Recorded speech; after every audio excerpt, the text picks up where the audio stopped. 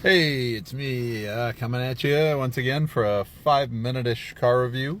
Those of you who know, who follow me, which is, again, a handful, know that I'll go see a movie, and then as I'm processing out in my car while it warms up, because it's super cold again and snowing and yeah. So anyway, while the car warms up, my seats warm up, I process the film. So I just went to see Captain America: Brave New World. Not a lot to say other than, solid Marvel flick. Ties up some things, sets up some stuff. I had some problems, but it wasn't about the movie. The theater I would see it at had definite speaker problems, and it was just unbalanced, and there was crackliness, and so that kind of interfered with it. I'll probably go see it again just to get it, but it's like you could definitely tell. And if you don't know me, I guess I've misophonia, so sound effects, things like that, I can definitely pick up on. And it was like there was a front track of vocals and then the back track when you're used to like the woofers going like boom, boom, boom. So it was like the dialogue was nice, but like the motorcycles that would go by would be like meow, and then the explosions were like pa-pa-poo, pa-pa-poo, and I'm like, this is off. And then whenever there'd be somebody on a cell phone in the movie, the screen would crackle. It's like the cell phones were sending interference. So I didn't have that great of a movie experience per se, but I dug it. I liked the actors. I liked the dialogue. Harrison Ford, it felt like a Jack Ryan movie for a while, which was nice. It was nice to see like Patriot games happening.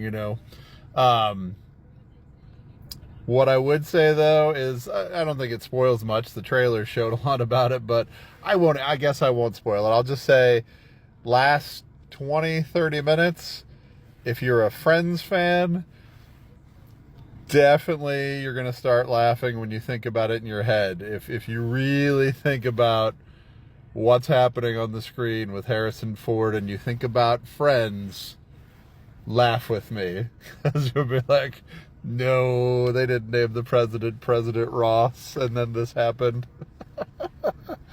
It's had some stuff nice, a lot of good cameos from the other films. Did I hear this is the 35th Marvel movie? I'm a huge DC fan, but I'll go Marvel just to see the films. And the one thing I'd say about them is you got to give them some props. Like, they've held this thing together where us DC fans, we're still trying. We're going to get there, but we reboot, reset. And then, this franchise has held together for, they're teenagers in there most of their life. And that's the other thing I'll say about the bad movie experience I had. I was sitting next to some teens.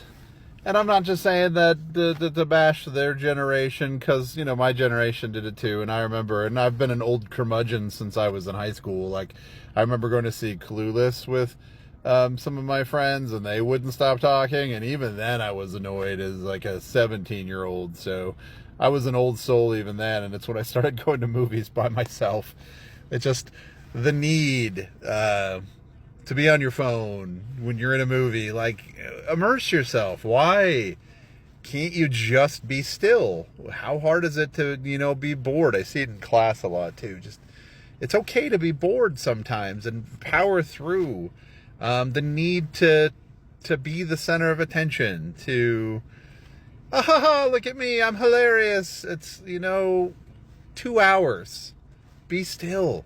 And again, it's not just their generation, my generation, every generation. I've been to movies where older people are the same way, and I'm not saying it's a whole indication or on one generation or not. It's just we've lost the idea of, I think, movie going behavior. And that's kind of distressing. Like, movies are a beautiful thing, and it's a communal experience. But when you make it about yourself, we lose that sense of community. So that's just my old man soapbox idea. So anyway, Captain America, solid film, good popcorn film. Not much to complain about.